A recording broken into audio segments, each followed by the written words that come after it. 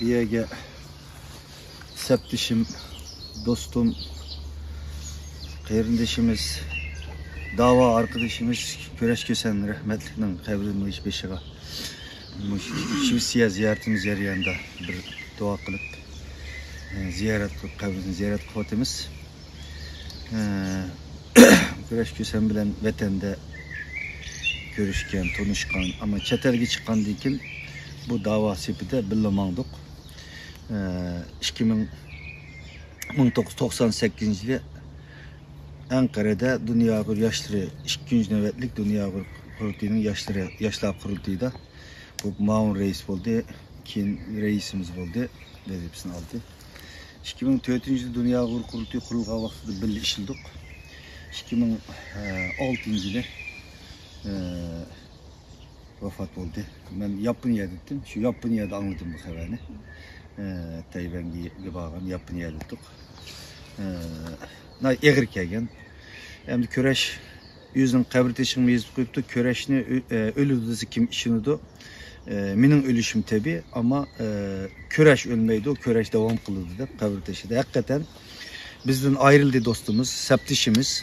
Ama yüzünün güzel eserleri bilen, yanrak nakşları bilen, marşları bilen bütün Şarkı Türkistan milli davayımız için hakikaten ölmez eserlerini kaldırıp gitti, ruhunu kaldırıp gitti. Köreş yüzü tini bizden ayrılgan bolsun ama ruhu, onun kalgan iradeleri, fikirleri biz bilen birlikte yaşap geldi. Şu ötken yıllarda kılgan bütün faaliyetlerimizde, nemeleri de onun ruhunu biz yaşatışıp geldik. Şunu deyimiz, hatırcam yat dostum, septişim.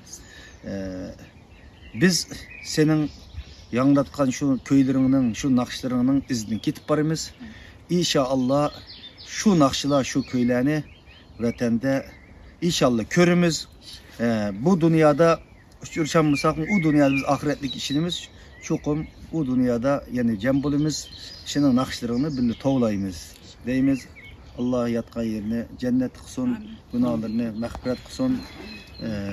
Ama insanlar ölüp ketkende emes hayat vaktidir mu insanların kadrini bilişimiz gerek. Hakikaten uluk bir insanti, vatanperver bir insanti.